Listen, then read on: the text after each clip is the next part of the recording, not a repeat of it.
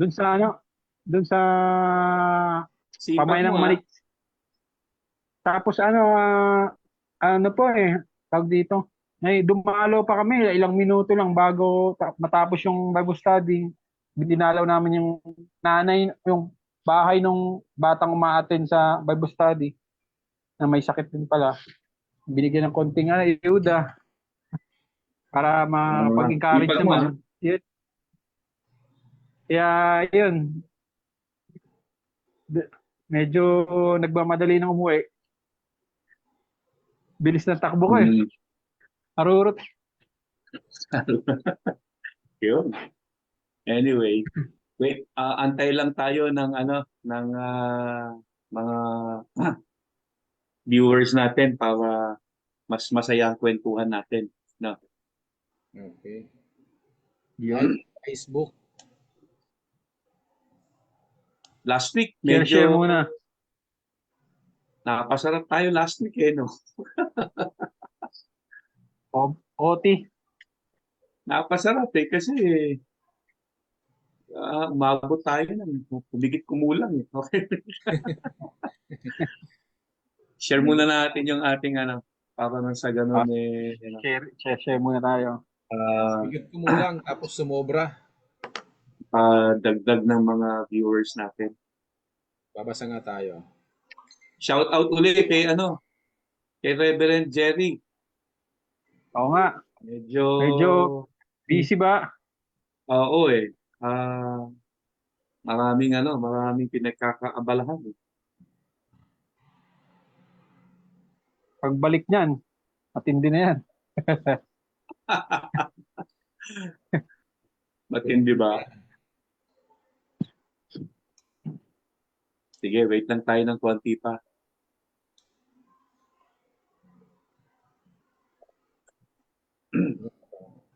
Itong, yung ating By the way, no, last pinag-aaralan. week siguro paliwanag natin ng bahagya kung bakit tayo hindi nakaano ng ano last week. Wag na lang siguro.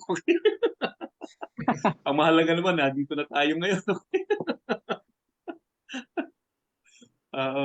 Pagpasensyaan nyo na lang mga kapatid, no, dun sa mga nag-aabang ng ating pong forum.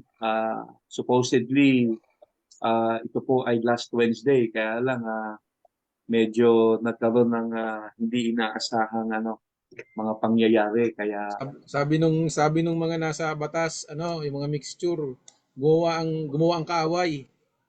nak, ganun ba? Favorite yan Gumagawa eh. ang kaaway? Oo. Hmm. Anyway, so i-ano natin, simulan na natin siguro para tayo ay makarami na. Bati muna tayo. Hindi pa tayo Shout, nandito. Hindi pa tayo iyan ako, bumabati. Magandang ano, mention ko muna yung mga magandang. kaibigan. Sige, ako naman na. Magandang gabi sa ating lahat, mga iksuo, mga kapatid, no? Welcome po to Grace Life Forum. Saan man kayo naroroon habang pinanonood niyo po ito. Magandang araw po sa inyong lahat. And dyan lang po kayo, enjoy listening and watching sa ating pong topic ngayon. Maganda po itong pag-uusapan natin at tiyak po kami na mabibigyan po ng karagdagang kaalaman at kalinawan yung paniniwala po natin about our salvation. Good evening po sa ating lahat. Amen. Amen. Isang mapagpalang gabi po sa lahat, ano? So gaya ng pagkabanggit natin nung nakaraang yung last na ating ating forum, meron tayong utang, no? Mga ilang verses 'yan. So pagpatuloy po natin at of course yung mga verses ngayon na pag-aaralan natin ay abangan po ninyo dahil malamang yung iba sa inyo ay hindi po familiar sa mga verses na to o kaya yung iba ay nadaanan na nila pero may confusion. So ngayon ay itatakil po natin. So abangan po natin kung ano pong mga talata yung ating pong pag-uusapan naman ngayon na seemingly ay nagpapawala puno ng kaligtasan. So yun yung ating pag-uusapan ngayon. Hmm. So abangan po natin. Isang mapagpalang gabi po sa lahat. Ayan, gandang gabi po. Good evening po, no? So, mga sumusubaybay at mga first time na makakarinig, nawa ay mapagpala tayo sa mga ating pag-uusapan kasi napaka-importante ng mga topic na ito kasi kung hindi talaga natin minsan naaralin, pwede tayo makapag-conclude ng gano'n na yung mga nababasa nating verse pero hindi naman pala. Kaya itong ating forum ay layunin nito ay tignan nating mabuti. Ano ba talaga sinasabi ng mga talata? Kasi kami naniniwala ang kaligtasan ay tiyak. Kahit hindi ito mawawala. Kaya gabi po sa lahat ay tayo ay sama-sama mag-aral. Yun. Sige, simulan na natin. No. Okay, Bishop so Joel. tayo ngayon ay nasa ikapitong bahagi. So part 7 ng ating Marami-rami na tayo na topic pag-usapan ha. about can I lose my salvation? No, yung bang ating kaligtasan nung tayo ay sumampalataya kay Kristo, sa Panginoong Kristo, ay maari ba itong mawala? O maari ba itong maiwala natin? O maaring alisin ba sa atin ito ng Diyos? O iniisip kasi ng iba na ito daw ay maaring mawala. Actually, matagal na pong usapin ito eh. No? Sa pag-aaral nga ay halos 400 taon no, na nakalipas. No? Kung familiar sa iba, lalo yung mga nag-aaral ng history, church history, no? Kung familiar kayo kay Jacobus Arminius at saka kay John Calvin, so ito yung mga nagtatalo. Nabuhay ito Hanggang po ngayon, sa 15th nagtatalo yun. century. No? So Hindi pa matagal. tapos yan. Hindi pa tapos yung pagtatalo niya. Hindi pa tapos yan. Kanya-kanyang ano yan eh. Katapusan. Kanya-kanyang kumbaga yung iba nakapanig dito kay Arminius, yung iba naman nakapanig dito kay John Calvin. No, so tayo po wala po tayong pinapanigan, no. Tayo po Bible tayo, Bible. naniniwala tayo doon sa prinsipyo ng punto por punto. No, kung ano lang yung puntong nakita natin ay tatanggapin natin. No, wala naman kasing perfectly right at saka perfectly wrong.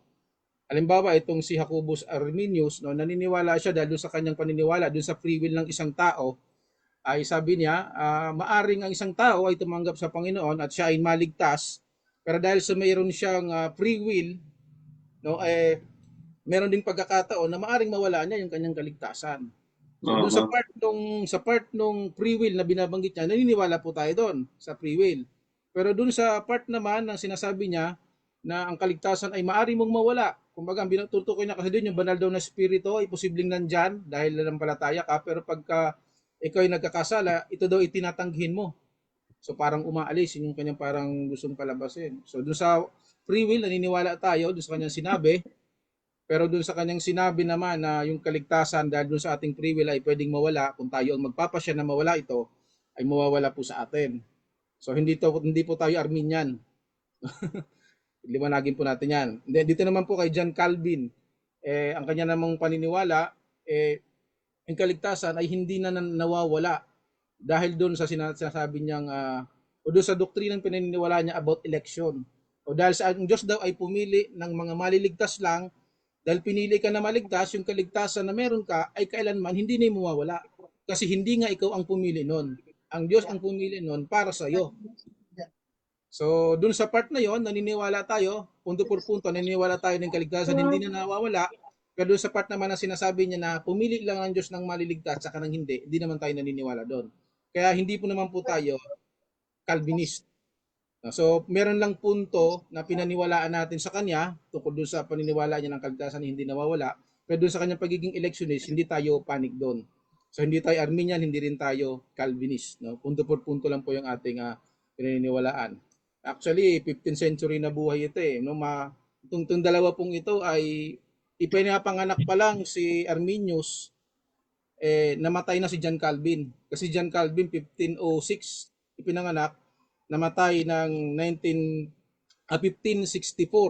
Si Arminius naman pinanganak ng 1560. So 4 na taon. Ipinanganak si Jacobus Arminius, 4 na taon, namatay naman si John Calvin. Pero yung kanilang mga aral na establish ay nagpanagpo na hanggang ngayon ay pinagtatalunan ng marami. So yun po yung ating pag-uusapan ngayon. Yung bang ating kaligtasan ay maari po bang mawala? Basta tayo mag-decide mawala ito, o posible ba na ito alisin ng Diyos sa atin sa tuwing tayo ay magkakasala. Okay, so kunting recap lang po dun sa mga na pag-aralan natin nung nakaraan. Di ba napasadahan natin nung nakaraan yung Galatians chapter 5 verse 19 to 21 na patungkol dun sa idolatry, hatred, sorcery, no, contagious, jealousy, wrath, selfishness, ambitious. Di bang sabi diyan yung mga bagay na meron nito, ang mga bagay, mga tao na nagpa-practice nito ay hindi makakapasok doon sa kaharian ng Diyos. No?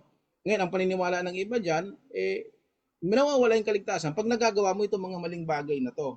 Pero napag-aralan din natin, ay paliwanag po natin nung nakaraan, na reading between the line, ang tinutukoy po ni Apostol Pablo, yung mga tao na gumagawa ng mga maling bagay nito, idolatry, fornication, adultery, ay hindi sila yung mga tao na papasok sa kaharian ng Diyos. No, kumbaga hindi gawain ng mga taong papasok sa kaharian ng Diyos yung mga gawain na ito. Pero hindi sinasabi ng Apostol Pablo na pag nagawa mo itong mga maling ito ay hindi ka napapasok sa kaharian ng Diyos. So piniliwanag na po natin nung nakaraan yan. No? So Amen. tuloy-tuloy po natin, no? Kasi may mga verses po tayong itatakong ngayon. Pero alang-alang po dun sa ating napasadahan ding verse nung nakaraan, mga verses nung nakaraan sa 1 Corinthians chapter 6 verse 9 to 10 ay meron pa pong katanungan yung iba. So ngayon po ay bibigyan natin ng pagkakataon. No? Basahin ko po muna yung ating pong mga kasama dito po sa forum, ang Pastor Henry, Brother Jed, no, para bigyan po ito ng maiksi lang naman na na paliwanag.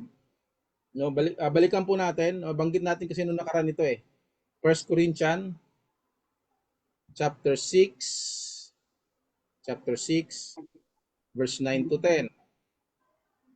So, saglit lamang po ito kasi meron pa tayong dalawang itatakil na mga books, no. So sabi niya verse 9, do you not know that the unrighteous will not inherit the kingdom of God? Do not be deceived, neither fornicators, nor idolaters, nor adulterers, nor homosexuals, nor sodomites, nor thieves, nor covetous, nor drunkards, nor revilers, nor extortioners will inherit the kingdom of God. So yung mga bagay na banggit, adulterers, homosexual, sodomites, thieves, covetous, ito daw yung mga hindi magmamana ng kaharian ng Diyos. So, parang mawawala na naman yung kaligtasan. So, napag-aralan natin po nung nakaraan, pero hindi po natin nabigyan ng kasagutan Kasi dahil nga kinapos po tayo ng oras, no, napasarap kasi tayo. So ngayon, pasadahan natin, no, mga kapatid, bigyan natin ng pagkakataon yung ating pong mga kasama dito sa forum para ito po ibigyan ng kasagutan. So ano po bang katotohanan patungkol po sa bagay na ito? Nawawala po bang kaligtasan pag nagawa mo itong mga maling bagay na to? Hindi ka na makakapasok sa kaharian ng Diyos. So, ano po bang masasabi natin dito? So unahin po natin ang Pastor Henry. Siyempre, yung guwapo uli ang una. Yes.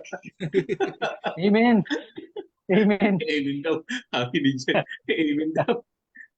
hindi ako guwapo. Malakas lang ang appeal ko. Yun. Ako naman kasi po, sir, simpatiko. Yun. Ganun ba?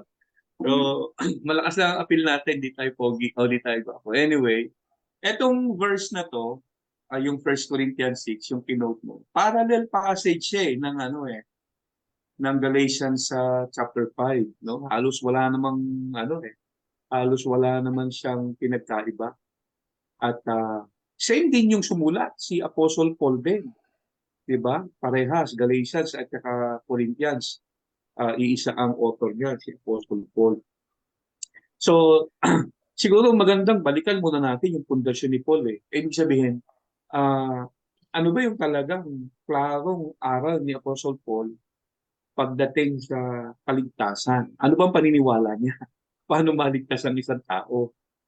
Diba? Kasi pag yan lang ang tiningnan mo, yung verse na yan, tapos hindi ka aware o familiar doon sa pangkabuuang aral ni Apostol Pablo with regards to salvation, talagang maiisip mo na para bang ang itinuturo ni Apostle Paul dito ay salvation by works, no? Kasi binanggit ni Apostle Paul diyan na yung mga unrighteous, no? Yung mga uh, wrongdoers, no? Yung mga sexual immoral, hindi daw sila magmamana ng buhay na walang hanggan. So parang ang dating niyan, baliktarin mo lang. Yung mga righteous, yung mga hindi sexually immoral, sila yung magmamana ng buhay na walang hanggan. Parang ang dating, pagka hindi mo alam yung talagang aral ni Apostol Pablo with regards to salvation at eto lang yung nabasa mo, may isip mo talaga na parang si Apostle Paul nagtuturo dito ng work salvation. Kasi ang linaw sabi niya, do you not know that the unrighteous will not inherit the kingdom of God? So sino ang mag-i-inherit ng kingdom of God? The righteous. Hindi yung unrighteous. Now, tayo pa naman, pagka narinig natin yung salitang righteous, ang unang pumapasok sa isip natin ay yung mga namumuhay ng matuwid, no? Yung kasi pag narinig natin yung salitang righteousness, ang nasa isip natin right doing which is tama rin naman yun on the other hand. Pero sa Bible kasi pagka binasa mo yung mga ilang katotohanang binabanggit ni Apostle Paul kung sino yung righteous, para kay Apostle Paul kasi yung righteous hindi naman yung gumawa ng mabuti, kundi yung na kay Kristo. Yun yung sinasabi niya about righteousness. Righteousness is a gift, no? Lahat ng mga na kay Kristo tinanggap yung gift of righteousness. 'Di ba? Sabi niya in Corinthians, dito rin mismo sa Corinthians din, he who knew no sin, God made him who knew no sin to be sin for us, that we might become the righteousness of God. Okay, tawag sa atin ng Apostle Pablo ay the righteousness of God. At yun ay naganap not because of right doing. Kung hindi, na kay Kristo tayo at sumampalataya sa Panginoon.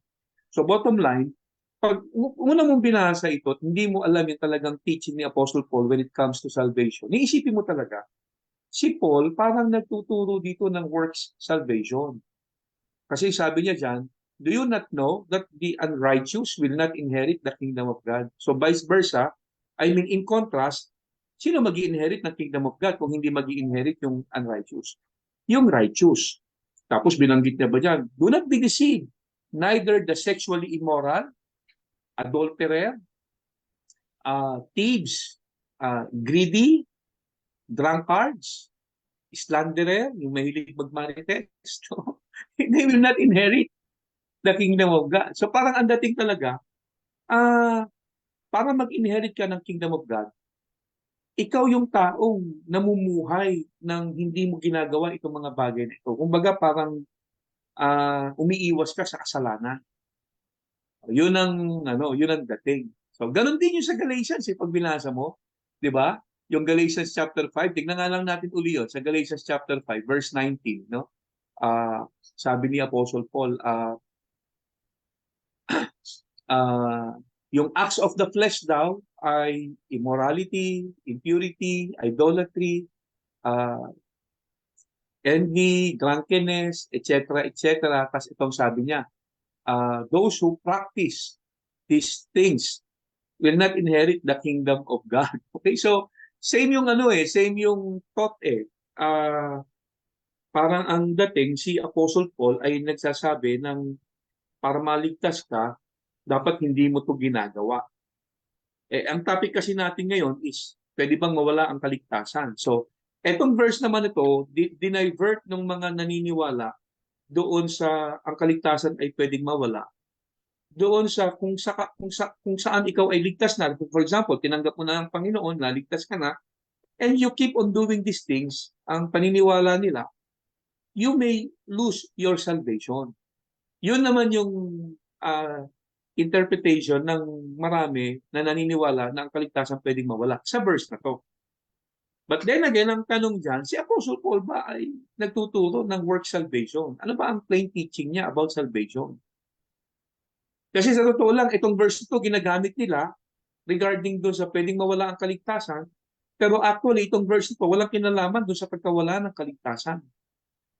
Oo, ang verse na to actually tumutukoy pa doon sa parang paraan ng kaligtasan. Which is, pag tinignan naman natin yung clear teaching ni Apostle Paul with regards to salvation, sabi ni Paul, ang kaligtasan is a gift. Paulit-ulit niyang binabanggit yan. Salvation is not a reward, but a gift. Hindi siya reward for good works, but a gift. Ephesians 2:8, di ba? Sabi ni Apostle Paul, for by grace you have been saved through faith. Tapos binigyan din niya, not of works. Para daw ano, so that nobody can boast. Para walang magmayabang.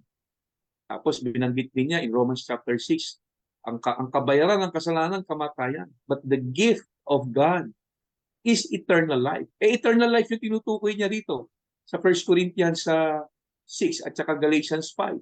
Patungkol sa eternal life yung tinutukoy niya eh. So, tanong, pwede bang si Paul ay nagturo ng dalawang uri ng kaligtasan? Yung isang eternal life, dapat mong paghirapan, at yung isang eternal life ay regalo lang? Kasi sabi ni Paul sa Romans chapter 6, verse 23, for the wages of sin is death, but the gift of God is eternal life in Christ. Ang eternal life daw is a gift. Tapos dito naman, sabi ni Paul, yung mga hindi gumagawa ng mga bagay na ito, yung mga gumagawa ng mga bagay na ito, no, yun ang nabanggit natin na kasalanan, they will not inherit the kingdom of God. So, si Paul ba nagtuturo ng dalawang uri ng paraan para makamit mo ang eternal life? Yung unang paraan ay kailangan mong umiwas sa kasalanan para makamit mo ang eternal life. Tapos yung isang eternal life naman ay gift lang, regalo. So, palagay ko naman si Apostle Paul ay hindi nagtuturo ng dalawang paraan ng pag-receive ng eternal life. At isa lang ang paraan niya ng pag-receive ng eternal life. Ito ay manampalataya ka lang kay Jesus. And so therefore, meron siyang ibang gustong sabihin with regards to those verses. And since parallel passage yan, doon sa Galatians 5, nabanggit niya yung those who practice these things will not inherit the kingdom of God. So lumalabas yung ganitong gawain, hindi ito activity ng mga Christians. Kaya kung ikaw ay Christian, pagkatapos gumagawa ka nito, parang pinapaalalahanan ka ni Paul. Hindi ito gawain ng mga totoong anak ng Diyos. Ito ay gawain ng mga unbelievers na kung saan hindi naman sila magmamana ng eternal life. Tayo ay magmamana ng eternal life. So therefore, huwag mong gawin yan. Hindi yan activity ng mga hindi yung activity ng mga ligtas. Actually, yung sumunod na verse diyan sa sandali lang, Jed, gusto ko lang bigyan ng punto yung sumunod na verse diyan sa 1 Corinthians chapter 6 na kung saan binanggit niya yung hindi daw magmamana ng kingdom of God itong mga bagay, itong mga taong ito yung gumagawa niya. Verse 11, ito sabi niya, that is some of you were, but you were washed. You were sanctified. You were justified in the name of the Lord. Now, yung word na justified ay declared righteous. Paano sila na-declared righteous? By believing in Christ. Now, sino itong sinasabihan ni Apostle Paul na you were washed, you were sanctified? Etong mga tao in Corinth na kung saan, sa totoo lang, mayaman sila sa sins of the flesh. Pag binasa mo yung book of Corinth, sila ay nag-aaway-away, may nagkukumit ng immorality, merong division, mayaman sila sa sins of the flesh. At parang sinasabi ni Apostle Paul sa mga taong ito, mga kapatid, wag kayong mag-practice ng ganyan kasi hindi gawain yan ng mga totoong anak ng Diyos. At yung mga gumagawa niyan, hindi naman magmamana ng kaharian ng Diyos. And since kayo ay nilinis na, inugasan, at kayo ay magmamana ng kaharian ng Diyos, huwag ninyong gawin yan kasi hindi bagay sa inyo yan. Ayun yung katuroan dyan. So hindi yan patungkol sa kaligtasan ay mawawala. Hindi ganun. Hindi ganun yan. O, Jed, pasok. Baka meron kang sinagdag. Satisfied na ako dun eh. Siguro dun sa next, na lang ako sa next verses na okay na po eh. Wala na ako makita na kailangan pang ayos ha, okay ka rin ha. Satisfied ka na. Okay.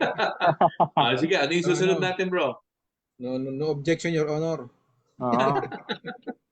Maganda dun sa Yung, sinasabi ni Pastor, kahit nung mga nakaraan ay hindi maaaring magkontra yung mga sinasabi ni Apostol Pablo. ah, Diba kasi nagturo siya ng salvation by grace through faith, no? Walang works. hmm, Tapos dito naman mukhang kailangan may works, no? So dapat lang maintindihan natin hmm, kung ano talaga yung sinasabi ng mga Tsaka talata. hindi pa naman siguro lasing si Pablo na ah, pardon the word, no? Lasing yung yung katuturo niya lang ng naligtas kayo by faith pagkatapos sa katulad yan sa Book of Galatians chapter 5, no? Sinabi niya na ang mga believers in Galatians, kayo ay na-justify by simply believing at hindi kayo na-justify by keeping the law. Binabanggit niya yun sa Book of Galatians, di ba? Kaya nga sabi niya, yung different gospel, sabi niya, kung meron sa inyo magpipreach ng different gospel, sumpain siya ng Diyos. Ano yung different gospel na sinasabi niya, na tinutukoy niya? Yung hmm, sinamahan mo ng gawa, ang kaligtasan mo. 'Di ba? Sinamahan mo kasi tama. merong nakapasok sa kanila ng mga Judaizers na gustong sabihin hindi sapat si Jesus lang eh. Kailangan sumunod ka sa kautusan. Nagalit si Oh, Apostle Paul doon, di ba? Oh. So ang plain teaching ni Apostle Paul na justify tayo only by faith. Pagkatapos pagdating niya sa verse 19, binanggit niya yung mga nagpa-practice ng mga ganitong bagay, hindi magmamana ng buhay na walang hanggan. So, para bang lumalabas sa isang letter, dalawang teaching ni Apostle Paul, isang justification by faith at isang justification by works. Hindi ganoon. So, nilinaw lang ni Apostle Paul na itong mga activity na to, hindi yan hmm, bagay sa mga anak ng tama. Diyos. Oo, wag nating gawin 'yon. Kasi sa totoo lang, no, Tama. marami talaga mga Christians na pasaway pa rin. 'Di ba? Hmm, Marami, sa totoo lang, marami. Kaya nga sa totoo lang, sa panahon natin ngayon, minsan hindi mo na ma-distinguish kung sino yung totoong Christian o hindi. Kasi yung ginagawa ng mga Christian, I mean, yung ginagawa ng mga hindi Christian, ginagawa din ng mga Christians eh. Halos parehas lang eh. Kaya hindi mo na ma-distinguish sino yung Christian sa hindi Christian. Kasi halos parehas lang yung ginagawa. Halimbawa, yung mga yung mga hindi Christian, sinungaling. Meron ka bang kilalang Christian na sinungaling din? Ay, nako. Hindi rin sila mabilang di ba? May mga Kristiyanong sa 10 sinabi, 11 hindi totoo eh. Di ba? Minsan nga sa hmm, pulpito na, nagpipreach na, nagsisinungaling pa eh. Di ba? tama. Yung storytelling alay, storytelling alay. Di ba? Hmm, Yung mga hindi Kristiyano, nagkokohabita, no? Nagsasama ng hindi kasal. Yung mga hindi Kristiyano. O meron ka bang alam na Kristiyano daw, tapos ganun din? Aba, naku, marami yun. Okay. Hindi mo na ma-distinguish kung sino yung Kristiyano sa hindi. Kasi yung hindi Kristiyano, yung ginagawa rin ng mga Kristiyano. Kaya sabi ni Paul dyan sa mga verses na yan, mga kapatid, yung mga gumagawa niyan, hindi magmamana ng eternal life. Hindi magmamana ng kaharian ng Diyos. Kayo magmamana kayo, kaya ayusin yung tama. buhay nyo. Tama. Umayos kayo. Yun lang yun. Bro, sige, i-ano mo na, naisingit ko lang naman yun. Klaro lang naman dun, sabi niya, ganyan kayo dati, pero ngayon hindi na dapat kayo ganyan. Yun lang naman klarong ibig sabihin. Ano. Sige, Hmm. dun tayo sa Kailangan dun sa palalahanan ating, eh. ano yung Brad? Kailangan kasi katulad kanina kasi yung Bible study namin is about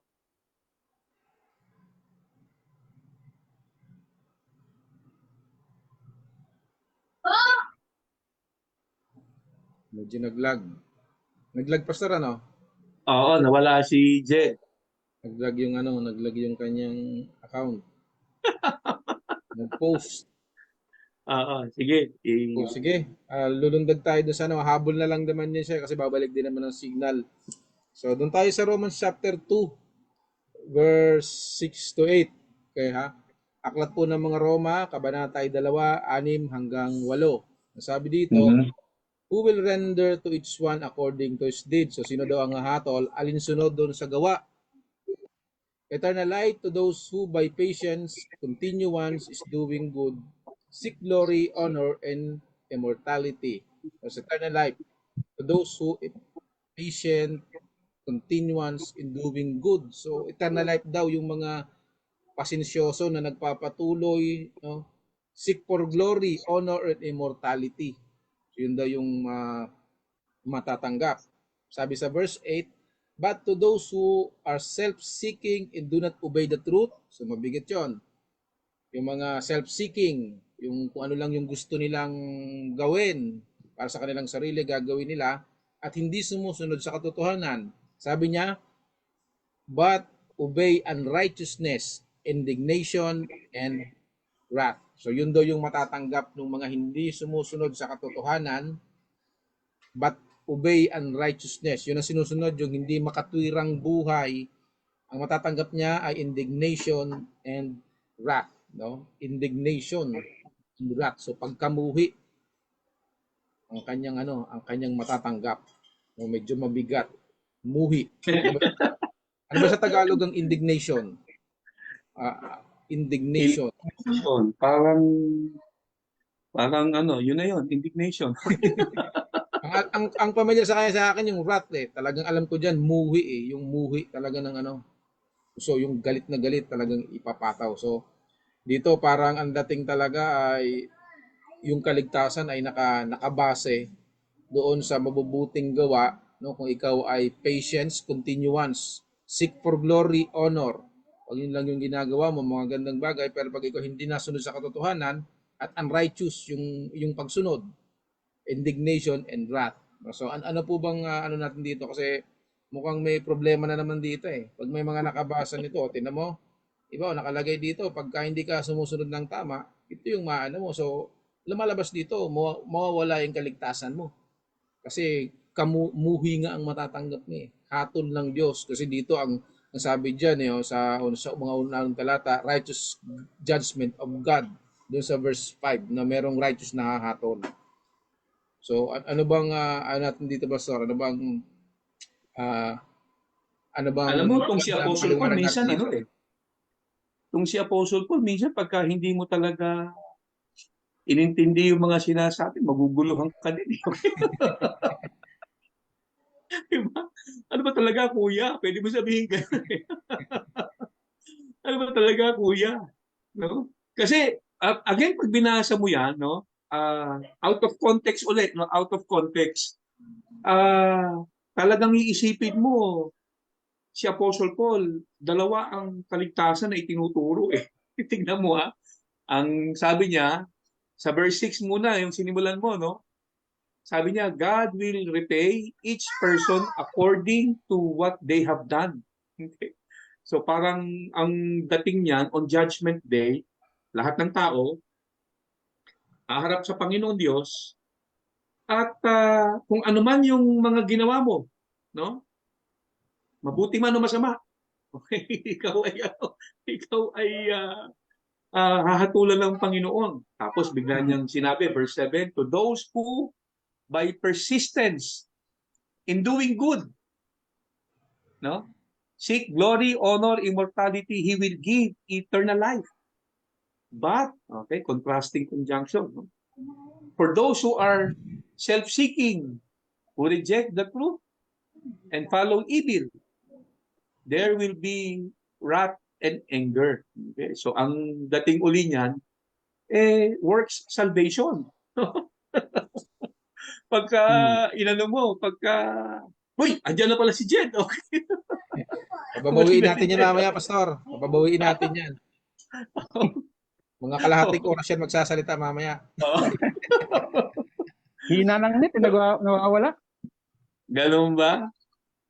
Anyway, going back to the sinasabi ko, no? See, dito sa mga verses na to, again, si Apostle Paul parang parang meron na namang ibang itinuturo na paraan ng kaligtasan. At pag kinuha mo uli yan out of context, talagang maiisip mo, to receive eternal life, dapat persistent ka in doing good.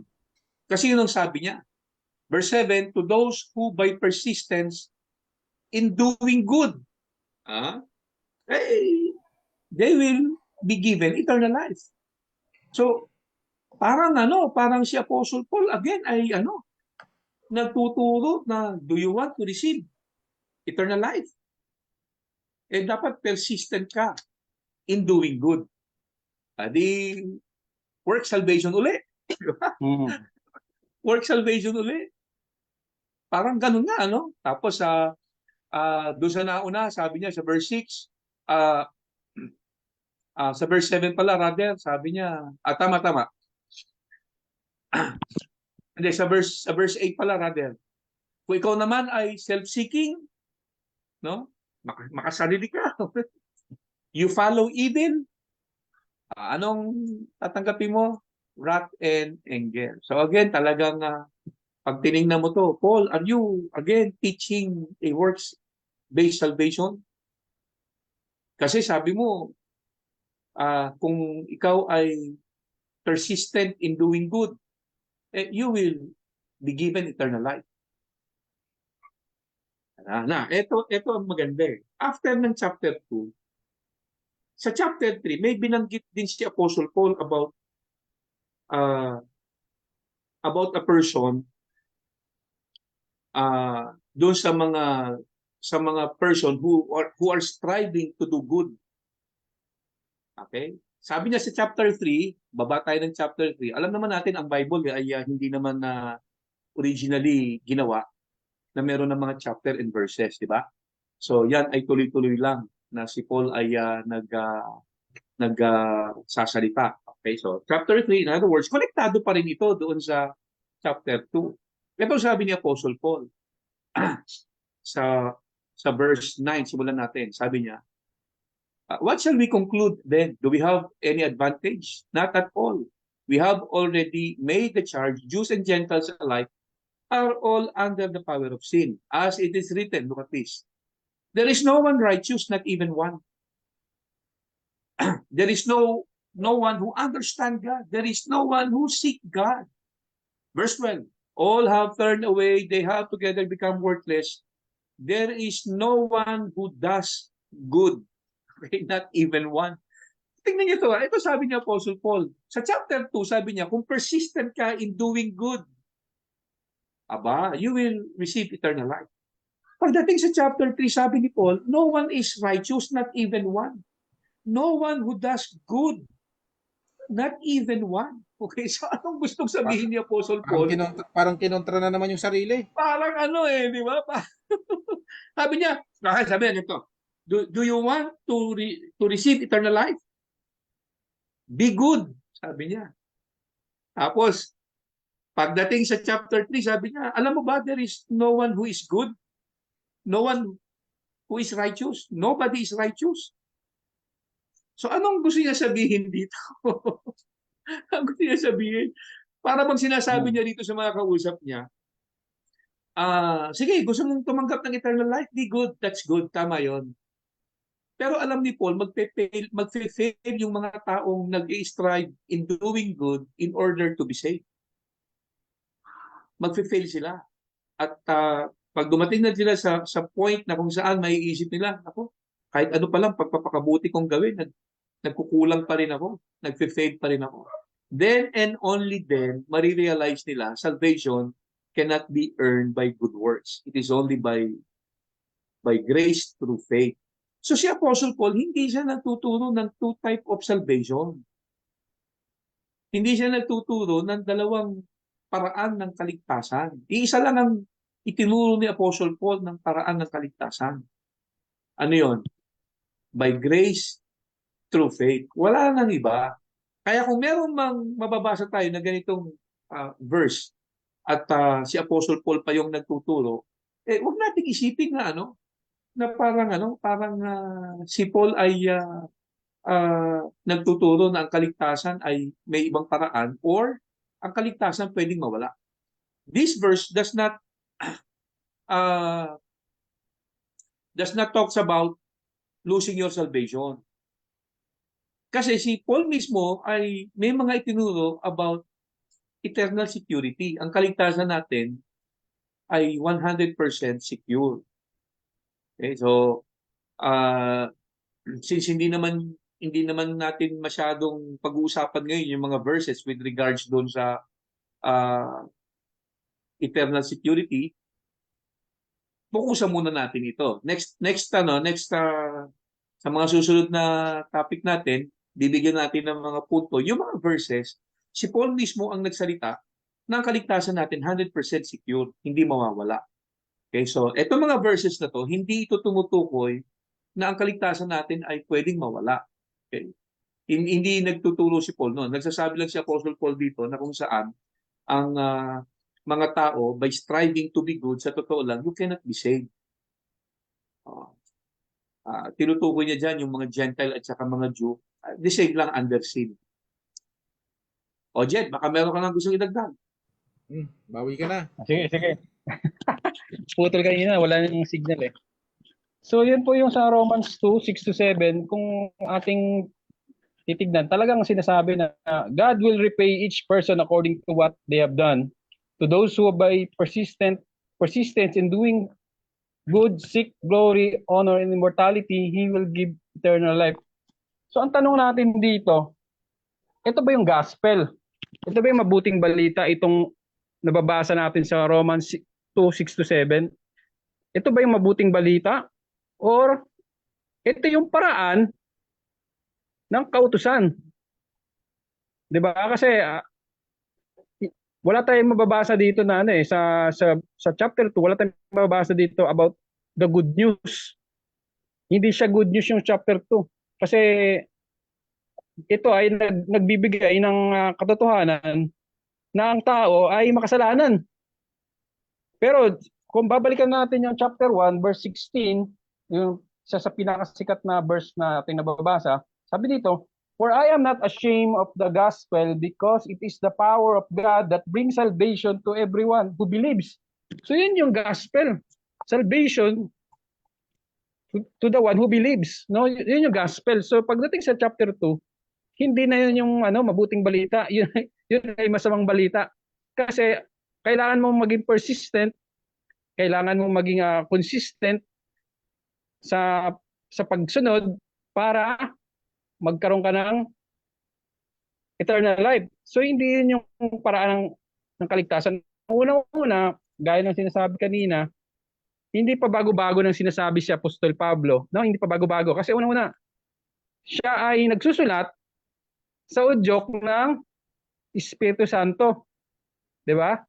Hindi niya 'yun pananaw lang, hindi niya 'yun parang kaisipan niya lang, kundi siya ay inspired ng Holy Spirit na sumulat. At una-una, hindi pwedeng mag-contradict 'yun kasi isa lang yung author. At yung author is full of wisdom, knowledge, 'di ba? So hindi siya pwedeng magkamali. Ang mali dito yung ating pangunawa. Sigurado 'yun. Mali yung ating pangunawa kasi sigurado 'yun. Kasi tuloy-tuloy kasi itong mga sulat na ito, although meron na silang chapter division, tuloy-tuloy pa rin siya.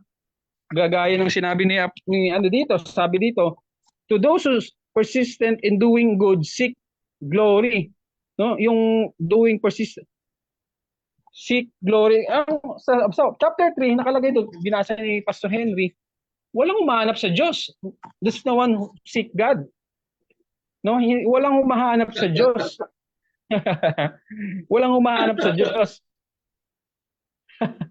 Kasi ang chapter 2 kasi ito ay nagsasabi ng ng ibang paraan ng kaligtasan, which is hindi yun yung paraan ng mabuting balita. Kundi ito yung sa pamamagitan ng kautusan. Okay? So, yung masasabi ko dito, kailangan natin tuloy-tuloy na basahin chapter 1, chapter 2, at chapter 3. At maganda pa nga, talagang tuloy-tuloy. Kailangan natin basahin ito ng buo. Kasi Yes. baka maging member tayo ng putol-putol. kaya kaya marami pong yung out of context kasi na pagbabasa o pag-interpret ng Bible, yun talaga ang yun talaga ang medyo nakakapag-misinterpret ng verse. Yes. Kasi maraming ganyan Isang Opo. verse lang kukunin mo, mami-misinterpret mo talaga. Mm. Mami-misinterpret mo. Eh, si Apostle Paul, hindi naman po pwedeng magturo ng dalawang Tama po. uri ng salvation. Di ba? Maraming beses siya nagsabi ang kaligtasan only by grace through faith. Manampalataya ka lang. Sabi niya rin sa Philippian jailer, nagtanong Opo. yung Philippian jailer, anong dapat kong gawin para maligtas? Straight yung sagot ni Paul eh. Wala paligoy-ligoy eh. Believe on the Lord Jesus and you will be saved. Oh. Napakalinaw eh. Ang binigay ni Paul na condition para maligtas, isa lang eh. Hindi naman sinabi ni Paul na nung magtanong yung Philippian jailer, anong gagawin ko para maligtas? Umiwas ka sa huwag kang magko-commit ng adultery, ha? Huwag kang magko-commit ng immorality. Huwag kang maglalasing. Hindi naman sinabi ni Paul yun eh.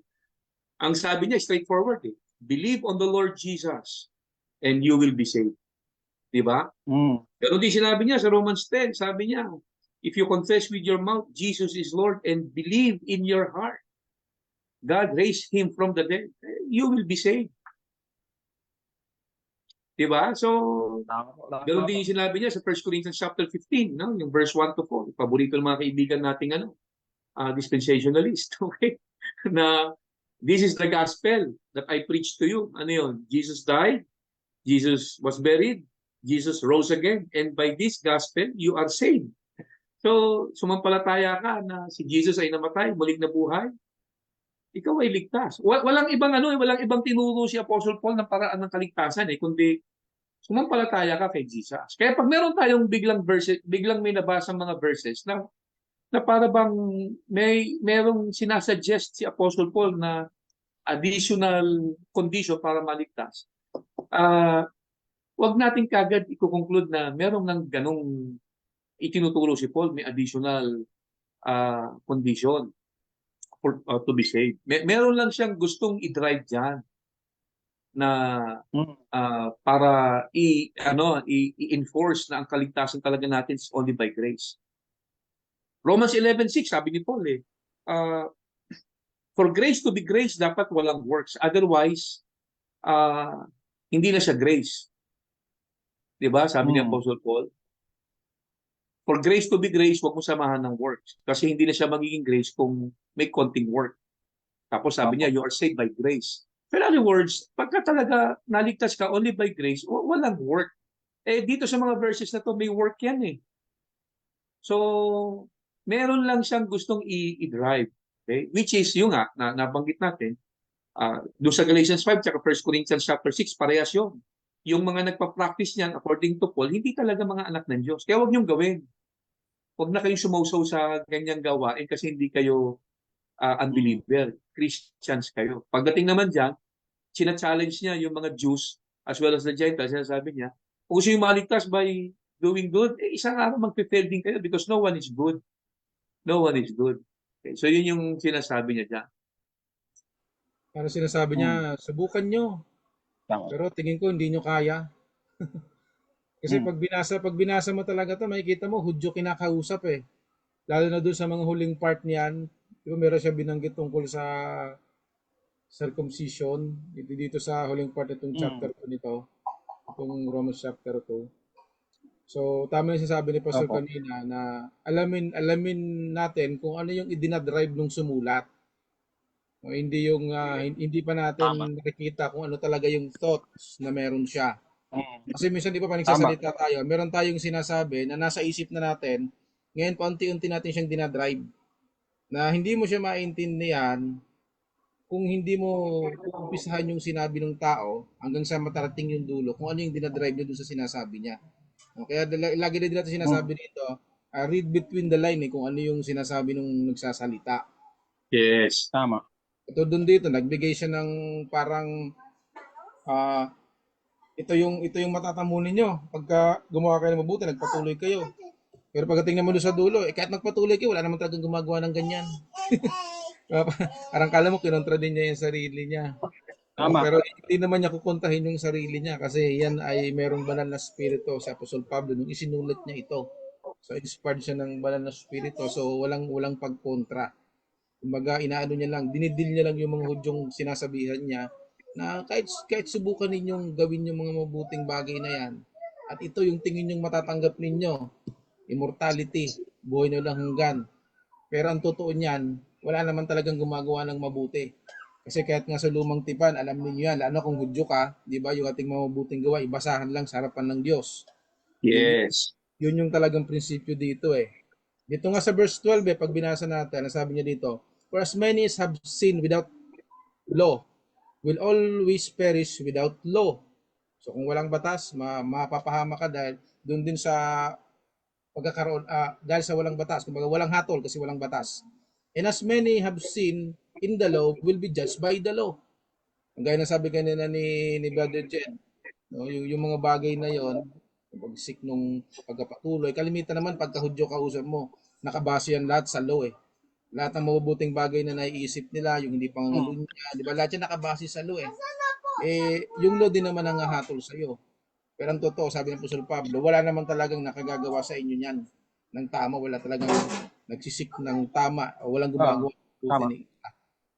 So, Eh, dapat maintindihan sa natin. verse ano, bro, di ba kung ang kahalagahan ng pagbabasa ng buo, kasi kanina nga nabanggit niya ni Pastor, madalas tayo pag ma-out of context, kapag nag-focus tayo sa isang verse o dalawang verse, tapos hindi natin binabalikan yung nauna, o kaya yung mga kasunod, doon nagkakaroon ng maling interpretation. Kasi kung mag-stick lang tayo sa Romans 2, 6 to 7, kung yun lang yung babasahin mo, ang mangyayari, talagang ang interpretation mo doon is kailangan gumawa ka, mag-maintain ka ng goodness, good works, obedience, para magkaroon ka ng immortality o eternal life. Pero kapag hindi mo binasa yung iba, talagang sure ka na yun na yun. Pero kung babasahin mo, katulad nito, kasi yung justification, yung pagpapawalang sala, kung doon ka lang i-stick, ay talagang ganun yung magiging interpretation mo. Pero dito sa Romans 3:28, pag tuloy-tuloy na pagbabasa, sabi ni Apostol Pablo, for we maintain that a person is justified by faith apart from the works of the law. So ngayon, nag-iba. Nag-iba na yung sinasabi. Kanina, yung sa 6 to 7, pinapakita lang doon na through the law, yung observance of the law, kailangan, tuloy-tuloy ka. Kailangan talaga mag-perform ka ng maigi. Hindi ang dinadrive ni Apostol Pablo dito is yung bigat. Ano ba yung dala ng kautusan? So, ano ba yung purpose nun? Ang purpose ng kautusan, hindi para magdala ng mabuti, kundi sabi dito sa verse 20, therefore no one will be declared righteous in God's sight by the works of the law. No? Walang maituturing na matuwid sa pamagitan ng pagsisikap ng tao, kasi pag sinabing law, ito ay sa performance, pag-effort ng tao. So kapag sa ganung paraan, wala daw may dideklara na matuwid sa mata ng Diyos. Rather, through the law, we became conscious of our sin. O yun lang. May dinadrive kasi sa Apostol Pablo dito na talagang hindi natin kaya, kundi ang paraan ng pagpapawalang sala o kaligtasan is yung sinasabi dito sa verse 28, justified, for we maintain that a person is justified by faith, hindi by works or observance of the law, by faith, justified by faith, apart, hiwalay from the works of the law, no? So walang kinalaman yung gawa ng tao sa pagpapawalang sala, kundi sa pamagitan lamang ng pananampalataya. Kaya napaka-importante ng tuloy-tuloy na pagbabasa, huwag tayong titigil sa isang verse o verses o dalawa na magkukonclude na agad tayo, kasi kapag ganun ginawa natin, magkakamali na tayo. Nauna nga yung good news kasi sa chapter 1 verse 16, sinabi doon, ang tao naliligtas dahil sa paniniwala, pananampalataya, no? So although nagbago siya sa chapter 2, pero merong gustong sabihin.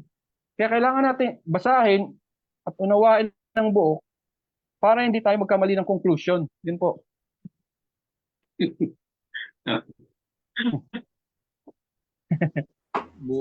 Bumawi, sabi ko na, babawi yan eh. Magbasa muna po tayo saglit ng komenta. Sige. Entertainin natin yung mga questions. bigyan natin ng konting linaw, no? Kasi medyo maganda meron tayong interaction sa ating mga audiences. May nagtanong eh.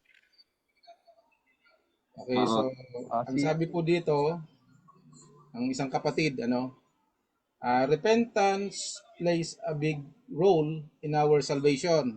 So, may mga verses po na nabanggit. So, hindi natin siya isa-isahin. Pero makikita po ninyo yan dyan sa comment section. If anyone accept Jesus but did not really repent, are they saved? Oh, di ba? mm. Yung tumanggap daw ba, if anyone accept Jesus but did not really repent, are they saved? Pero hindi talaga Ganda tanong yan, ha? nag-repent. Siya ba ay ligtas? Hindi nagsisi. So, ano pong masasabi natin dito, Pastor?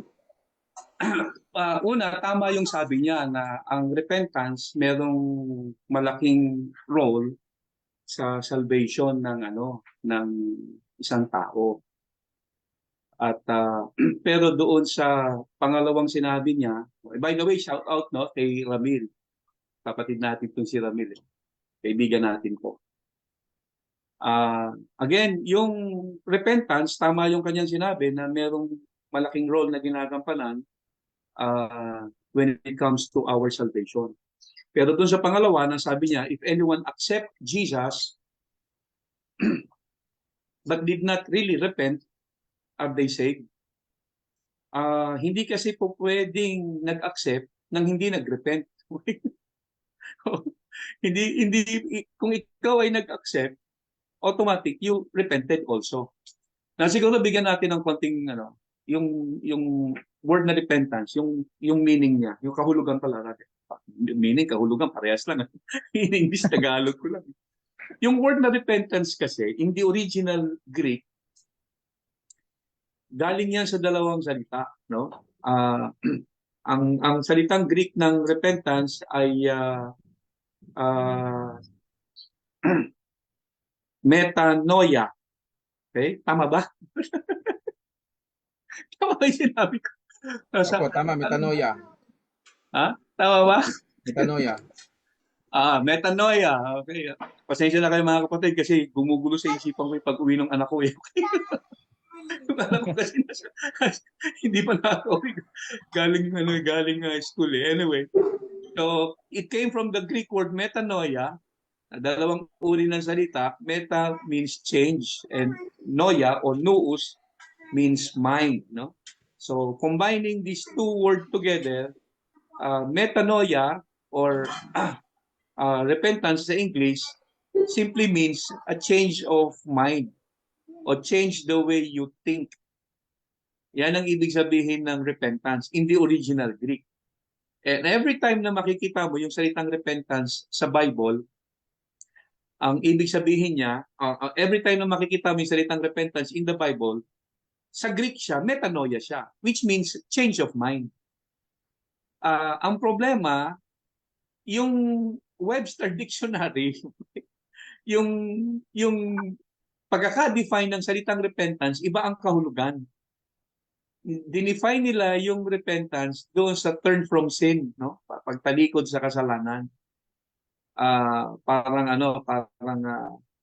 Kinuha kasi nila yung translation ng Latin Vulgate eh.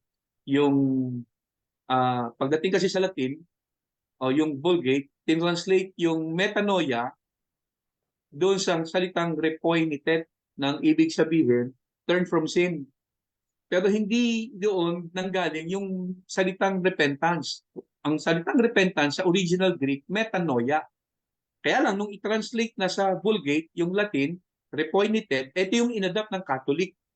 Yung salitang repoinitet na kung saan ang ibig sabihin naman, turn from sin. Kaya sa dictionary, turn from sin. At ito na ngayon yung parang kahulugan ng repentance sa maraming Kristiyano.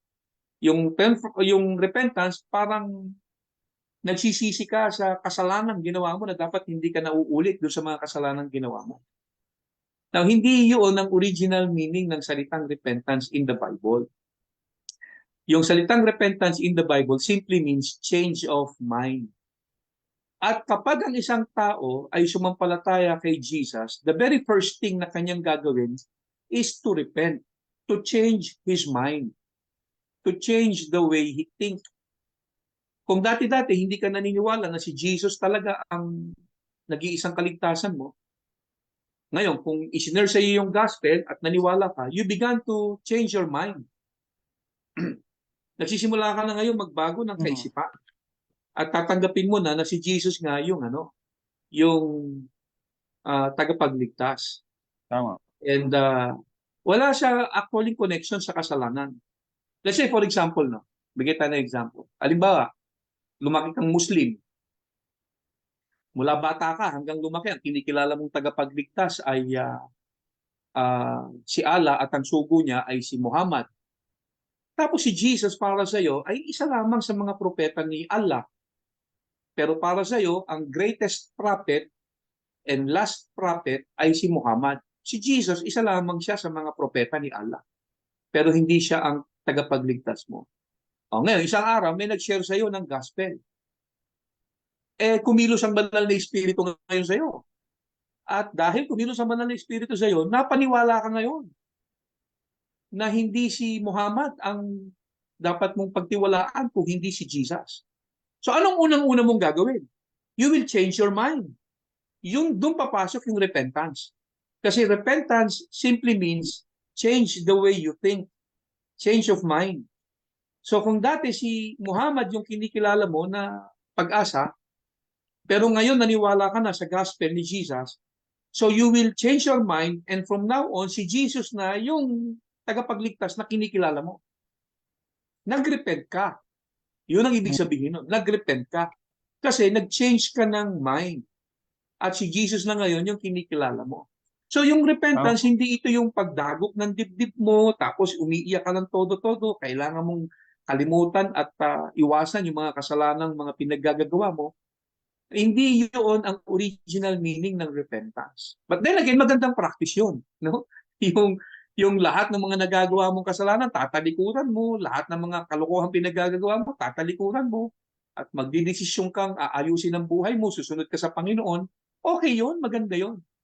Pero hindi yun ang original meaning ng repentance. Ang original meaning ng repentance is simply change your mind. Tama. Yun ang ibig sabihin nun. Kaya kapag ang isang tao tumanggap kay Kristo, automatic nag-repent siya. Automatic yun, nag-repent. Parang yung yun ang ibig sabihin, yung sa chapter 2 verse 38, di ba sabi ni Peter, repent. Diba, pagkatapos niya yung nagpipreach siya doon sa Pentecost. Kausap niya kasi mga Hudyo na kung saan, diba? yung mga Hudyo na yon, sila yung hindi naniniwala kay Jesus Kaya nga nila pinatay Kaya sabi ni Peter sa kanila, mag-change kayo ng isipan. Okay? Ang paniwalaan nyo si Jesus. Yes, correct. Repent and be baptized. Meron siyang isa pang tanong Gusto ko lang bigyan ng pansin yung isa pang yung tanong, no? Yung tungkol sa isang pastor na nag-commit daw ng suicide. Sabi niya, killing oneself is not a Christian activity. So what is your take to Pastor Howard Wilson from Omega in California who took his own life? So ito daw si Pastor Howard ay nagpakamatay. At ano daw ang masasabi natin doon? Siya ba ay ligtas o hindi? Kasi hindi daw Christian activity ang suicide. Meron pa sa inyong gusto sumagot? Okay. Meron pa so. Babawi yan, babawi. Sige. Sagot, bro. Sabi na natin na sa Old Testament, si Elijah, kung pwede niya lang patayin niya yung sarili niya, siguro ginawa niya na rin. Gusto niya na mamatay Hiniling niya na sa Diyos na makunin na siya ng Panginoon, di ba? Oo. No? Gusto niya natatakot lang siya patayin. Natatakot lang siya patayin sarili niya, kaya ang gusto niya, ang Diyos na mismo kumuha sa kanya. Meron pa isa bro, si Jonah. Di ba si Jonah? Sabi niya, ihagis niyo ako. Kasi ako naman ang dahilan kung bakit nagkakagulo kayo dito sa barko Okay, kaya ihagis niyo ako Alam naman ni Jonah, pag hinagis siya, mamatay siya. Kung bibigyan mo ng logic, di ba? Alin ba ang mas masama? Yung patayin mo yung kapwa mo o patayin mo yung sarili mo? Kasi, kasi di ba, pagka pinatay mo yung sarili mo yon, di ba? Sabi ng Panginoon, pag pumatay ka naman ng iba, ibang tao yon, mas mahirap yon. Ang sabi ng Panginoon, mamuhi ka pa lang, magalit ka pa lang sa kapatid mo, Alaala nagkakasakit pumatay. patay. So, titimbangin natin, alin bang mas mabigat, yung patayin mo ang sarili mo, pumatay ka ng kapwa mo. Kung yun ang, Anyway, sagutin na natin ito ng maayos, no? Mm. Totoo naman, yung suicide is not a Christian activity. Totoo yon.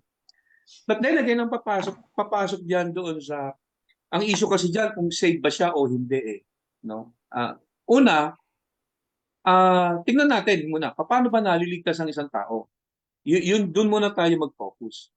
Malinaw naman ang sabi ng Bible, iisa lang ang kondisyon na binigay ng Panginoon para maligtas ka. Ano yon? Believe in Jesus. Ang daming verses yan, tagtad yan. Sa book of John, sabi ni Lord, "For God so loved the world, He gave His only Son, whoever believes in Him will not perish but have everlasting life." John 6:47, "Whoever believes in me has everlasting life." John 11:25, "Whoever lives and believes in me will never die." So, ang daming verses na si Jesus ay nagsasalita, sabi niya, isa lang ang dahilan para maligtas ka. You believe in me. Manampalataya ka. Okay? Tapos, kung ang kaligtasan is only by believing, paano pupunta ng impyerno ang isang tao? Unbelief. Yun lang yun. So, hindi ka pupunta ng langit dahil ikaw ay naging mabuti. Pupunta ka ng langit kasi sumampalataya ka kay Jesus. So, ganun din naman, hindi ka pupunta ng impyerno dahil nakagawa ka ng masama o ikaw ay masama. Pupunta ka ng impyerno kasi hindi ka sumampalataya kay Jesus. Kasi kung ang pagpasok ng langit, sumampalataya ka kay Jesus, ang pagpunta ng impyerno, huwag kang sumampalataya kay Jesus. So ngayon, etong tanong. Etong mamang ito, sumampalataya ba kay Jesus? Kasi si Lord lang naman at siya ang nakakaalam kung sumampalataya siya talaga kay Jesus. Hindi natin po pwede kasing i-judge kung talagang hindi sumampalataya o hindi ang isang tao. Si Lord lang ang nakakaalam nun at yung tao mismo sumampalataya. Di ba? Alam lang kasi natin kung paano yung daan ng kaligtasan paano maligtas. Pero para sabihin kung sino yung ligtas at hindi natin trabaho yun. Si Lord lang nakakaalam kung sino talaga yung sumampalataya sa Kanya at yung hindi. So ngayon, kung itong si Pastor Howard ay talagang sumampalataya kay Lord at genuine sumampalataya siya, I don't think yung pag-take niya ng sarili niyang buhay magpapawala ng kaligtasan niya. Bakit? Kasi silent ang Bible with regards to somebody taking his own life kung ligtas pa siya o hindi. Siyempre, pag ang Bible silent with regards to something, wag ka ring magko-conclude. Kasi kung ano lang yung nakasulat, ano lang yung ni-reveal, doon lang tayo. Di ba? O anong paraan ng kaligtasan? Sumampalataya ka. Paano ka pupunta ng impyerno? Huwag kang sumampalataya. O ngayon, kung ang isang tao sumampalataya sa Panginoon, kung siya man ay namatay by means of uh, taking his own life, kasi sa totoo lang, maraming Christian na nag-suicide Hindi lang halata. Let's say for example, ayaw magpagamot kasi sa paniniwalang si Lord yung healer ko, si Lord yung magpapagaling sa akin. So hindi nag-take ng medicine. O ano tawag doon? Di suicide. Hindi ba suicide ding matatawag yon? Yung yung ikaw ay naniwala na hindi mo kailangan ng gamot para gumaling, si Lord lang yung tagapagpagaling mo. Marami nang namatay dahil doon. Yung hindi nagpagamot, hindi uminom ng gamot o hindi nagpunta ng doktor o ng ospital kasi sa paniniwalang God is my healer. Marami nang namatay dahil doon. Hindi ba pwede natin i-consider din na suicide yun?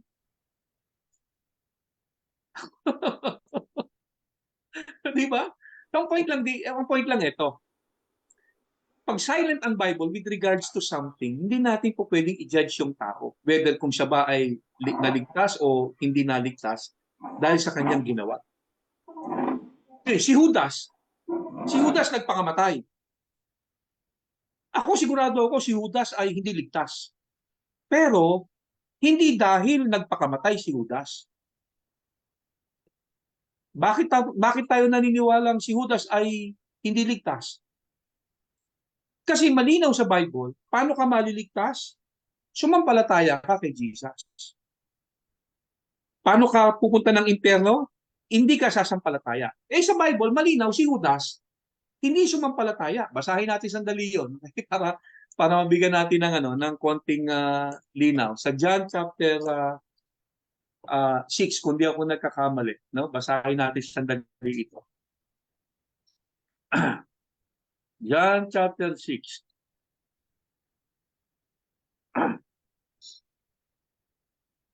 Sa verse, tingnan natin pasensya na kayo, ngayon ko lang uli binuksan yung chapter 6. Okay? At ito sabi ni Lord. Okay? Ang dami kasing dito. Pakitulungan nyo nga akong hanapin.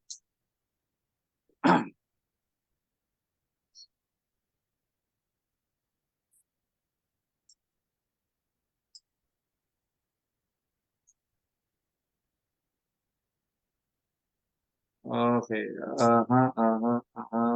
Ano bang, pastor, yung sinasabi niyo na na patungkol kay Kay baka Judas. sa ibang, Si Judas, na sa talagang ibang, siya ay Judas. Okay, ito sabi ni Lord, alright? Sabi ni Lord, sa chapter 6, sa verse 62. Okay, ito sabi ni Lord sa verse 62. O sa verse 63. Sa verse 63. John chapter 6, verse 63. Ito sabi ni Lord. The Spirit gives life. The flesh counts for it. The words I have spoken to you, they are full of spirit and life. Yet, verse 64, there are some of you who do not believe. For Jesus had known from the beginning which of them did not believe and who would betray him. Malinaw, in-specify ni Jesus kung sino yung tinutukoy niya na hindi sumasampalataya sa kanya. Sino yon? Yung magbe-betray sa kanya. And he was referring to Jesus, to Judas rather. 'Di ba? Kasi sa verse 70, sabi ni Lord sa verse 70, Jesus replied, "Have I not chosen you, the 12? Yet one of you is a devil." He meant Judas, son of Simon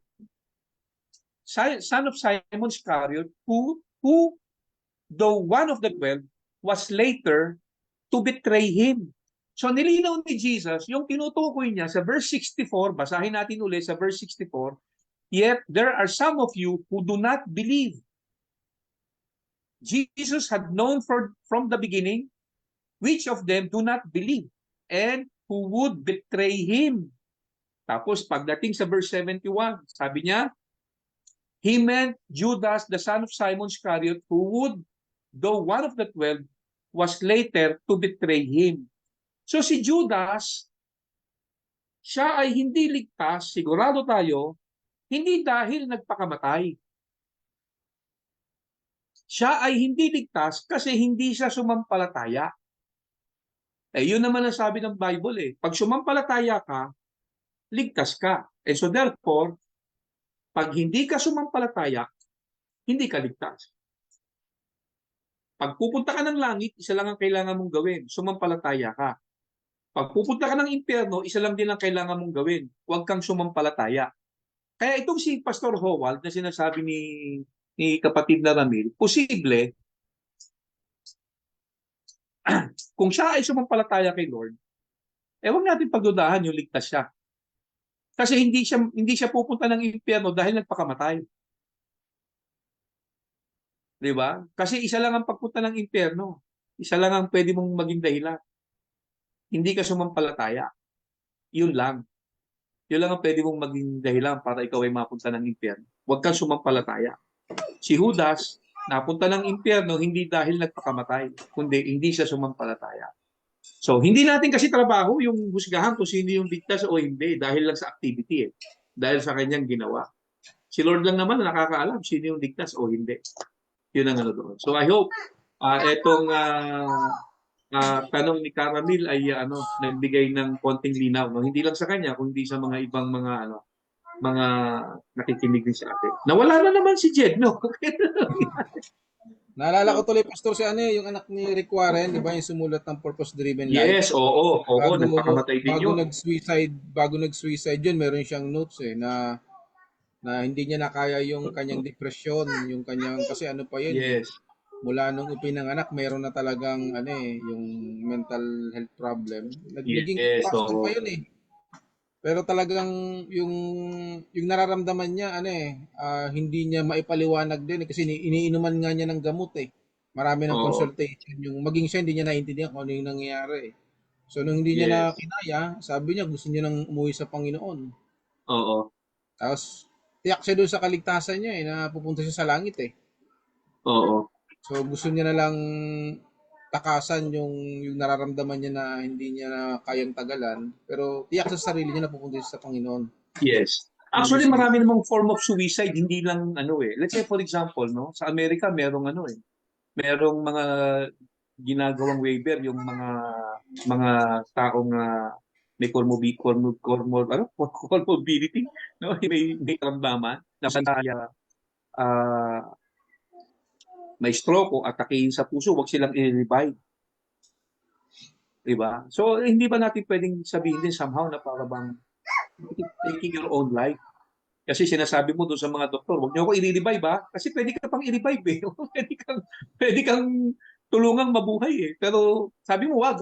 Di ba parang that is also one form of di ba? So, kaya lang, hindi kasi obvious kagaya ng iba na binabaril ang sarili, nagbibigti, di ba? So, but just the same, only God knows sino yung ligtas o hindi. And since the Bible is silent with regards to those things, walang binabanggit ang Bible kung ligtas o hindi kapag nag-commit ng suicide ang isang tao. So, we cannot judge those people na ligtas o hindi. Only God knows.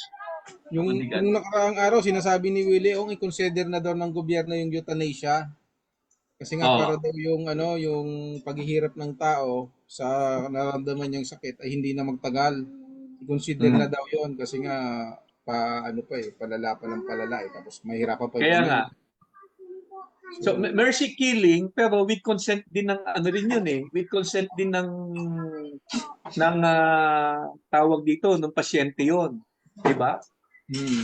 May consent din nila. Parang Kaya suicide yun anyway, sa atin kasi hindi ganun eh. Pero ganun pa man, I hope wag nating isipin kaagad-agad na kapag ang isang Christian ay nag-commit ng suicide ay hindi ligtas. Although it is not a Christian activity, pero hindi natin pwedeng i-conclude kung siya ay ligtas o hindi. Kasi yung pagpapakamatay, wala sa Bible yan kung yan ay pwedeng magpawala ng kaligtasan. Kaya doon lang tayo lagi sa Bible eh. What is written is written. Do not go beyond what is written. Okay, so medyo tayo ay overtime na. Napasarap tayo. meron ulit tayong utang na isang question isang kasi. topic, isang book. Jed, May dadagdag ka pa? Sige. Okay na. Okay na? Okay, Okay sige. Meron pa tayong hanging eh. Meron pang isang verse eh na Meron pa tayong isang book na hindi pa natin tatakel. Tapos siguro kung babalikan natin siya next week ay dagdagan na lang din natin. Yes, oo. Kung matatapos din natin uli. Maganda talagang topic to, kung kaligtasan ba'y nawawala kasi marami Christian talaga natatakot eh. Kung ang kaligtasan nila mawawala eh. Mga Diba? huling pangungusap po para doon sa ating pagtatapos. Dahil Jed, ikaw na mauna. Sige. Ayun po, binagpapasalamat sa mga sumubaybay, no? Kasi ang layunin natin ng forum natin ay bigyan ng linaw yung mga verses o mga aral na para bang ganun yung sinasabi na katulad ng ating topic is nawawala yung kaligtasan. Kaya encourage po sa atin na sumubaybay po kayo at kung kayo man nag-aaral ay gagamitin natin yung tamang paraan sa pag-aaral upang maiwasan natin magkaroon ng mga maling conclusion at interpretation, no? At sa tulong ng banal na espiritu ay ipapaliwanag sa atin, ay ipapaunawa sa atin. At yung layunin po namin dito ay tulungan din kayo. Aabot ng kakayanan ng Diyos na binigay sa amin, kaunawaan, ay sinishare lang po namin. Kaya, ayun, naway naging pagpapala ang araling ngayong gabi. At see you next week, ay next week ulit. Okay, so Yo. sana po ay may natutunan muli tayo doon sa ating mga napag-usapan, no, doon sa mga books na ating buklat ngayon. At may mga utang pa po kami kasi may pinangako kami na Shoutout natin, shoutout. meron po tayong dalawang books na pero hindi na natin nabot ng oras. Salamat din po pala doon sa mga nagbigay ng nag-drop ng mga katanungan nila. No? So, maraming salamat po doon sa mga tanong. So, nawa, nabigyan natin ng linaw. Brad, Jed, may shoutout ka ba? Yung mga gusto ko lang shoutout yung mga nanonood na kahit di ko kilala. Pero yung unahin ko yung mga kakilala ko, shoutout kay kay Ate Susan na nanonood, kay Dorothy, at kay Cherry at kay Bro Arnel Gabriel Mariano. Shoutout sa inyo at sa iba, si Brother Ramil, Shout out sa inyo lahat. si Brother Jerry. Shoutout sa inyo. Salamat sa pagsubaybay. Nawahay na pagpala kayong lahat. Pastor? Amen. Yun. Again, maraming po salamat sa lahat ng mga nag-join sa ating pong forum. And sana itong napag-usapan natin ngayong gabi ay naging blessing po sa inyo at sa ating lahat. See you next time po at magsama-sama po ulit tayong lumago sa ating pong pagkakilala sa Panginoong Yesus at sa kanyang salita. Ingat po tayong lahat mga kapatid. Good night. Good evening sa inyong dalawa kapatid.